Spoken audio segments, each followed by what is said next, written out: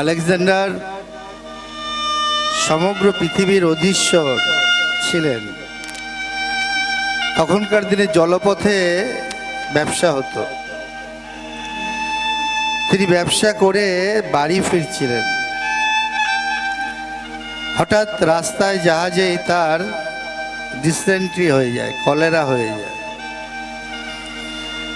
তিনি তার রাজবৈদ্যকে বললেন, রাজবৈদ্য আমাকে সুস্থ করে তুললো। রাজবৈদ্য নাড়ি টিপে দেখলেন আর বললেন, রাজা তোমার পরমায়ু মাত্র 2 দিন, তুমি এর বেশি বাঁচবে না।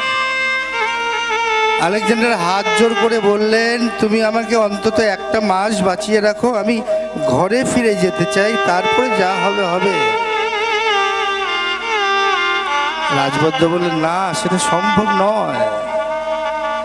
আলেকজান্ডার হাত জোর করে বলছেন, বৈদ্য যদি তা নাই হয়ে থাকে, আমি তোমার কাছে অনুরোধ করছি, আমার মৃত্যুর পর যখন আমাকে কবর দিবে, সমাধি দিবে, আমার 2টা হাত কবরের বাইরে রাখবে।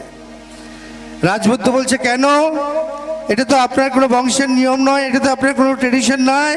আলেকজান্ডার হাত চিৎকার করে করে হাত জোর জোর করে বলছেন যে, না, আমি জানি এটা আমার বংশের ট্রেডিশন নয়, এটা আমার বংশের কোনো নিয়ম নয়, তবুও আমি জানিয়ে যেতে চাই, যেতে যেতে যে আমি সমগ্র বিশ্বের অধিপতি হয়েও যাবার সময় 1টা পয়সাও হাতে নিয়ে যেতে পারলাম।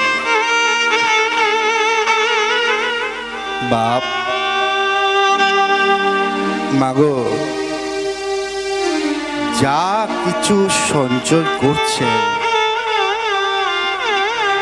আমরা যা কিছু সঞ্চয় করছি কেবলমাত্র এখানকার জন্য, কেবল